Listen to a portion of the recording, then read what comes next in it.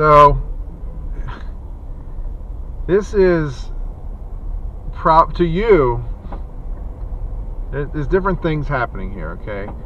To you, this is another one of those YouTube channels with some older guy that's ranting and raving about stuff that may or may not have any relevance, importance, or impact on your thinking or your life or whatever, and that's fine.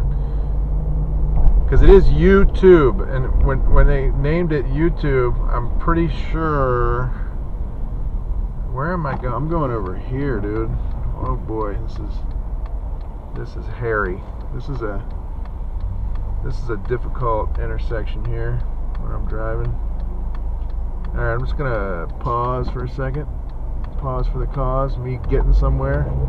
All right. Wow, I almost went the wrong way in a bad way. All right. So anyway, so yeah. To a lot. Now we're in the tunnel. So to a lot of people watching right now, or anytime,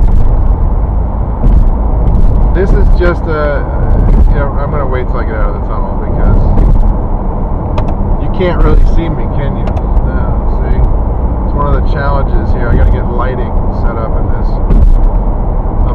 piece. I don't even know what I'm talking about. I don't even know what that means, actually. Yeah.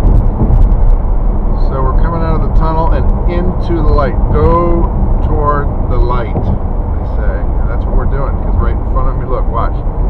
And go. There's the light. Okay. So, anyway, I mean, if I end up having a YouTube channel where people are like, look at that expletive, old MF, this, that, blah, blah, blah, whatever, and they just rag on me all day long, that would be fine with me, because if it turns into millions of hits from people who are just angry freaks, which is what you are. If you're really angry and you're posting comments about your anger online, you're a bit of a freak.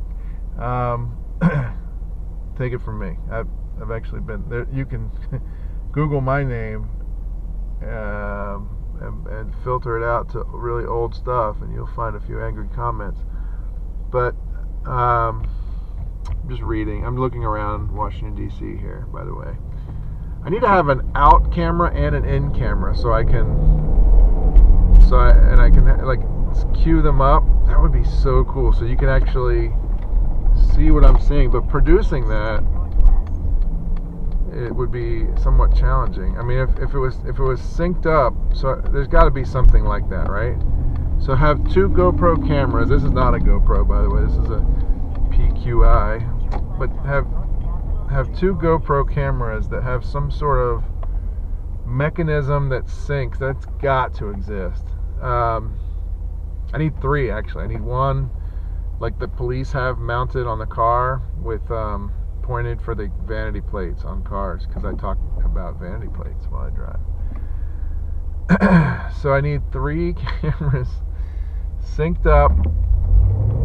So the inside should just be like a dome, some kind. Like you see those cameras where it's like in like round, like 3D, not 3D, but what is that called when the aspect is 360, right? I guess a 360 camera video. Usually those are still shots, right? Not video. Anyway, so the inside camera needs to be that. The outside cameras need to be one mounted on somewhere toward the back of the vehicle that spotlights vanity plates that I am passing. So if I see a vanity plate and I pull up next to them, I get that. But that could just be still photos. So I'd have a push button here for the still photo, right? And so a still photo you know, with a monitor for the back camera. Still photo, still photo, still photo. And I guess the outside, well, it would all be video anyway. It is all video, and then you still photos are just frames out of the video, right? Okay, so that's my kind of mumbling about this idea here. Oh boy. Come on, you have it, so why don't you go now? There you go. Well played. Where am I going anyway? Oh yeah, I'm going to this, so I'm going to look at a rental property. Whoa, there's my wife. See? That's not her ringtone. Changing that. Hi, baby. Good morning, honey. Good morning. How are you? I'm fine. How are you? I am super fine. I'm better now that you have called me on the telephone, though. Fine. True. Very good. Honey, I forgot to put a Band-Aid on my finger that is cut, and it is a little bit exposed now, but I think it'll be okay. Yeah. Yes. Okay, picture. So what's up? Morning. You're saying you're walking into work? Yeah. I'm in front of gold this time. I will talk to you later, okay? Oh, that's it? Okay, I love you. Love you. Bye. Bye, baby. Alright, that's my wife. My wife is awesome. My wife is, and I'm not just saying this because we're on the show here, because right now we're not on the show. This is all just, I'm just recording footage. And in fact, I need to get like a 2 terabyte external drive just for all my damn footage, because I'm going to start editing and cataloging little clips of these random things that I say, which will serve as notes for the show itself. These guys live in that building. Wow. Did they just come out of there? What is that place? Efforts. Oh. Employment for former offenders receiving treatment services. Efforts. Employment for former offenders receiving treatment services. Efforts. And I wish, see, this is why you wish I had a camera. This is inner city for sure. DC is a weird place because the inner city is like about 5 different streets for like 4 blocks each. That is the inner city in DC. They're squeezing it so hard. The real estate, they're developing, you know, $2-3 million properties. Not that much, but definite, like $750,000 and up properties, hundreds of yards away from Efforts, which is, what was it? Employment services for former offenders, whatever, receiving treatment. So I have a Lyft request from Jay right now. Let's see if the app will come up fast enough. Oh boy, it might not. Jay is over on Chapin Street, and I'm going to call Jay right now because Chapin Street is not far, and I'm way ahead of schedule. I got 30 minutes. Oh boy, hold on. Alright, so let's call Jay. Navigate. Route found. Go. I should have turned left here. That's not going to work out, is it? Damn it. Alright. So, wow, I'm right there, too. Shit. Proceed to highlighted route. Oh, this ain't working at all. Okay, here we go. Channing. Alright, I'm going to call Jay. I know where I'm going. So the first step with a Lyft, in my opinion, a lot of guys will be like, no, don't go anywhere until you call the person. Well, half the time I'm moving. Like, I don't generally sit around. I do sit around. There's times when I do sit around. Don't get me wrong. If it's slow, I'm sitting around. But I mean, when I do Lyft, I'm doing stuff. I'm like I was on my way to go see, I started to tell you a half hour ago, I was on my way to go see a English basement apartment for me and my wife and my baby, which we're probably not going to look at much, but I'm going to go look at it just to see if it's ideal. It's got the right price tag on it. Anyway, so the first thing you do is when you're picking up a Lyft, in my experience, the best thing you can do first, if you're moving, is to navigate. Don't call the guy. I'm going to call him right now, but don't call until after you navigate, because I have a red light. So I'm going to call this gentleman right now. I don't have it on Bluetooth because my Bluetooth's messed up. Hello. All right. Hello. Hi, Jay. This is Sean from Lyft. Hey, Sean. How's it going? I'm just calling to confirm your pickup location there. Are you at 1420 Chapin? Sure. Okay. I'll be there. The GPS says about 10 minutes, but it might be a little bit less than that. So I'll be right over there to pick you up. I'll see you soon. Okay. All right. Bye-bye.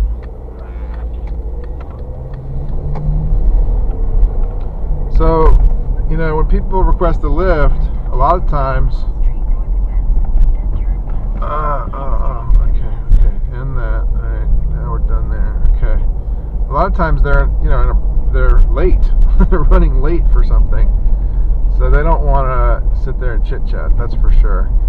But they appreciate that you're confirming the pickup. Sometimes people have entered the address, and I think the app, by the way, maybe it'll do this by the time you've seen this video,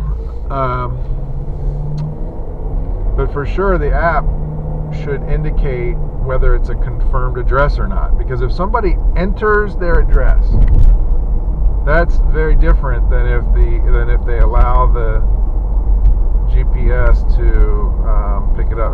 When I mean enter their address, you can slide the pin around until you're right on the address, and I don't think you can enter the address. Can you? I'm not sure. But whatever, you know, that you can make it your address on the app. You can do that. It's very doable. And some people bother to do that, and some don't. In fact, some people slide the pin around to another location. It's not where they even are. So that happens too, and that's why you want to always confirm. But it would be great if the app indicated that this is a confirmed address from the passenger. But yeah, they appreciate you confirming the address, obviously. And sometimes I'll ask for details, like this, where we're going, I just know is a residential place, a residential neighborhood. So this is an address of a house, not too hard to get to, easy to, you know, navigate, whatever. But if it's like an apartment building, hotels are easy because you just generally they want to be picked up at the front door. But some apartment buildings and a lot of stuff in the you know, very congested downtown areas, you want to talk to them a little bit about where you're picking them up and how it's going to work. Because, like, for instance, there's, you know, one apartment building I'm thinking of in particular has a huge construction going on right in front of it, so you literally can't pull up in front of the front door because it's two sharp, heavy lanes, two, you know, narrow, heavy traffic lanes right in front of the place with barricades up for construction for like 50, 75 yards in each direction. So the only place you can pick up for that particular building is down at the end of the block at the driveway to the building's garage, which is a pretty okay place to go, but you have to actually just tell your people that. Some people know, but like some people I picked up there, and I just know the building. I'm like, hey, at your building, it's like this out front, so I can't sit there in front of your door. You're going to have to walk down to your garage, and I'll pick you up there, okay? I just took a picture of a vanity plate that reads Songbird, with bird being BD. Song BD. Yeah. I also just stopped at a light that was definitely yellow. I would not recommend trying to be a daredevil, James Bond type driver, especially in rush hour, with your pink mustache on. Bad plan. Because people know what Lyft is, and, you know, sure, okay, maybe you're not necessarily too identifiable, Well, you actually are, because it's your car, and you're one of maybe 100 Lyft drivers or so, depending on your market where you are. I'm actually going that way, so you're gonna have to let me over. Thanks. Some guy just tried to. Well, don't beep at me. Don't beep at me. The light's red. Nobody's going anywhere. Yeah, you are identifiable. Just because it doesn't have your code, like a code number for your car on it, doesn't mean that people aren't going to know that you're not the guy in the Honda Civic with a pink mustache on, the blue Honda Civic, right? Or whatever you drive. So yeah, so be cool out there. But anyway, so I was saying with the Lyft pickup, you definitely want to navigate first if you are driving, because if you don't, then the time you take to call, unless you know exactly where it is, that's another thing. If you're not a person that needs navigation, if your brain is that on point, like I've had my coffee and everything now, but I've got baby brain. My 3-month-old keeps me from sleeping. You can't just park there, Habib. Jesus, this guy is just parked. A cab is parked at a place where you would turn right to get on a street. He's got his hazard lights on.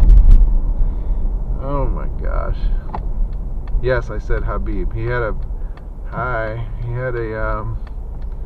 this girl with a pink jacket and a Hello Kitty backpack. She's a teenage. Oh, road closed. Why would you close my road that I want to go on? Why is it closed? Local traffic only? I am local traffic. I'm going down that street. Local traffic only. Hello? That pisses me off. It's fully closed. The road is fully closed. That's so upsetting. Alright, anyway.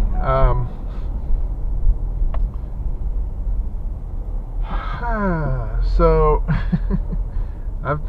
there's so much happening here. So, anyway, pink girl with Hello Kitty acted like she didn't want to know about the pink mustache, but she stared at it and then looked away because she felt distrust from a white guy in the passenger seat. Yes, I said white guy. I'm downtown DC. There's a large diversity in ethnic backgrounds all around this area. So here I go. I'm going to turn on Barry Place, named after Mayor for Life, Marion Barry. Get out of the road. You don't have it? There you go. God, these kids, man. I'm on Howard University campus right now, by the way. And if you want to talk about people walking out in the street, go to Howard University campus. Wow, this is the spot. So, getting back to all this, you deal with a lot of people here.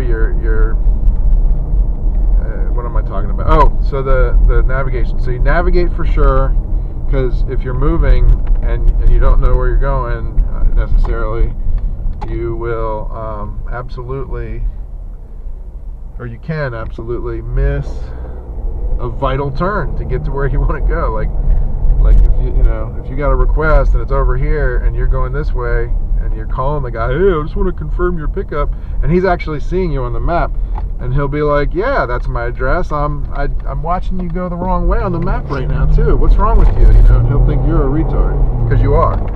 I almost broke my own rule here. This guy just ran a light. Good job.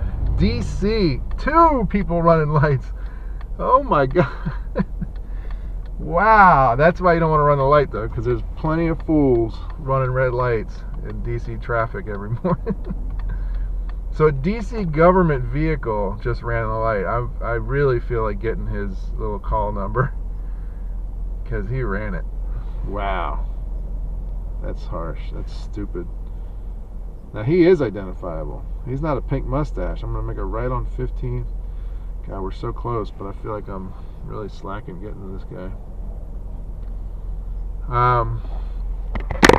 Okay, so I'm going to stop the video because I'm almost there, and that's it.